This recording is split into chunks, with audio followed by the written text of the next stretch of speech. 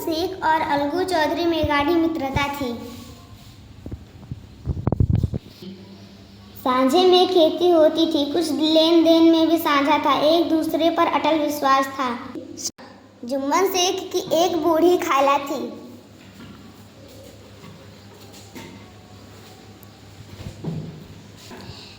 उनके पास थोड़ी सी जायदाद थी, परंतु उनके निकट संबंधियों में कोई न था। जुम्मन ने लंबे चौड़े वायदे करके जायदाद अपने नाम लिखवा ली थी। जब तक दान पत्र की रजिस्टर नहीं हुई, स्वादिष्ट पदार्थ खिलाए गए और खूब खातिरदारी हुई। रजिस्ट्री की मुहर लगते ही खातिरदारी पर भी मुहर लग गई। करीमन, ओ करीमन, खाना दे दो। करीमन, लीजिए, आपको तो सिर्फ खाना कोई काम हम तो है नहीं। लीजिए।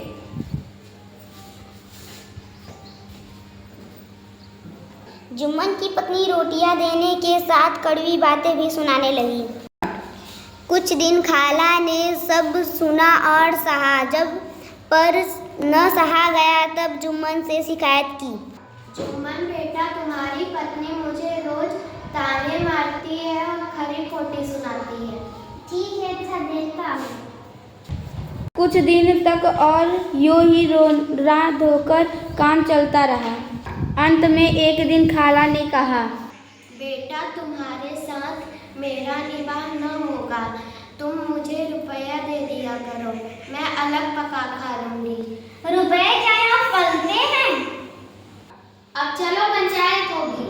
हाँ, पंचायत कर लो, फैसला हो जाए। मुझे भी एक दिन रात की खटपट पसंद नहीं है। एक दिन पंचायत बैठी।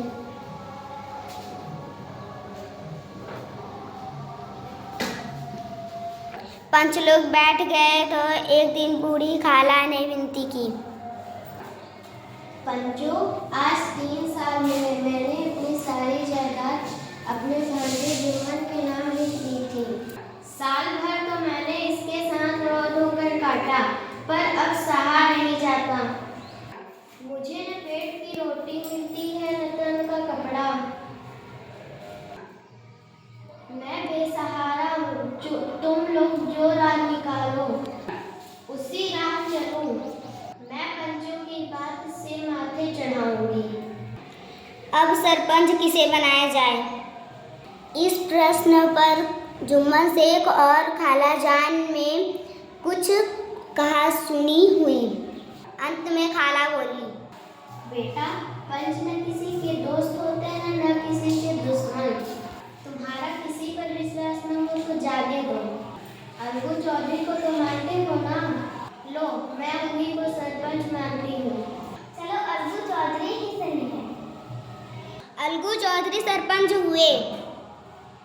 शेख जुम्मन, हम तुम पुराने दोस्त हैं, मगर इस समय तुम और बूढ़ी खाला हमारी निगाह में बराबर हो। जुम्मन ने कहा, खुदा गवाह है, आज तक तो मैंने खाला जान को कोई तकलीफ नहीं दी। अलगू चौधरी ने जुम्मन से जिरह शुरू की। जुम्मन चकित थे कि अलगू को हो क्या गया है। अभी तो यह मेरे साथ बैठे थे, अब इतने प्रश्न मुझसे क्यों पूछ रहे हो? जुम्मन यह सब सोच रहे थे कि अलगू ने फैसला सुनाया। पंचों ने इस मामले पर विचार किया। उन्हें यह उचित मालूम होता है कि खाला जान को माहवार खर्च दिया जाए। बस यही हमारा फैसला है। अगर खर्च देना मंजूर न हो तो रजिस्ट्री रद्द समझी जाए। फैसला सुनते ही जुम्मन सन्नाटे में आ गए। अलगू के फैसले की सभी लोग प्रशंसा कर रहे थे, पर इस फैसले ने अलगू और जुम्मन की दोस्ती की जड़ हिला दी। जुम्मन को यह फैसला आठों पहर खटकने लगा। वे इस ताह में थे कि किसी तरह अलगू से बदला लेने का अवसर मिले। ऐसा अवसर जल्द ही जुम्मन के हाथ आया। अलगू चौधरी बटेसर से बैलों की एक बहुत अच्छी जोड़ी मोल लाए थे।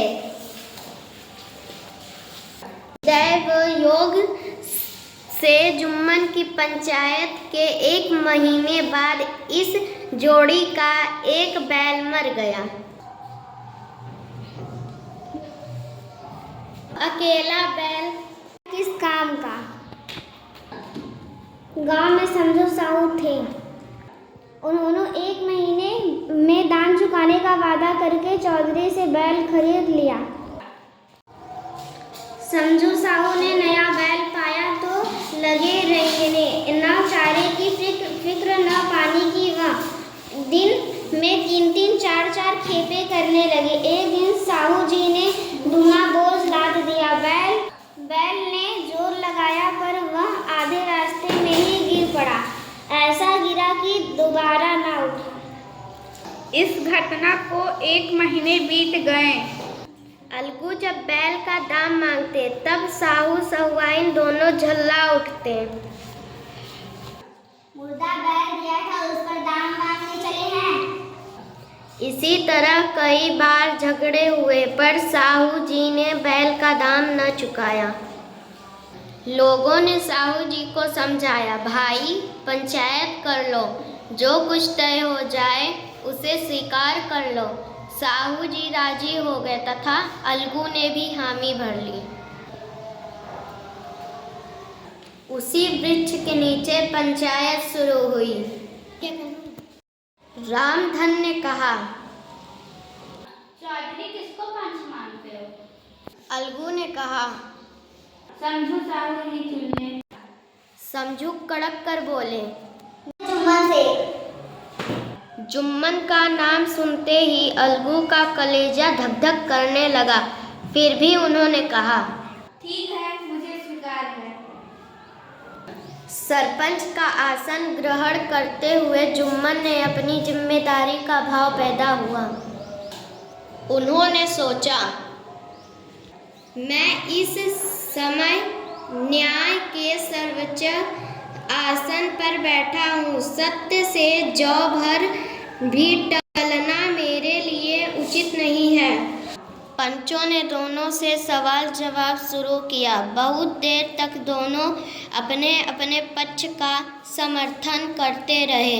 अंत में जुम्मन ने फैसला सुनाया। अलगू चौधरी और समझू साहू, पंचों ने तुम्हारे मामले पर अच्छे विचार किए। समझू साहू के लिए उचित है कि बैल का पूरा दाम दें। जिस समय उन्होंने बैल लिया था उस समय उसे कोई बीमारी नहीं थी। बैल की मृत्यु इस कारण हुई कि उससे कठिन परिश्रम लिया गया, उसके दाने चारे का प्रबंध नहीं किया। अलगू चौधरी फूले न समाये, उठ खड़े हुए और जोर से बोले, पंच परमेश्वर की जय। थोड़ी देर बाद जुम्मन अलगू के पास आए और उनके गले से लिपट गए। अलगू रोने लगे। इस पानी से दोनों के दिलों का मैल धुल गया। मित्रता की मुरझाई हुई लता फिर से हरी हो गई।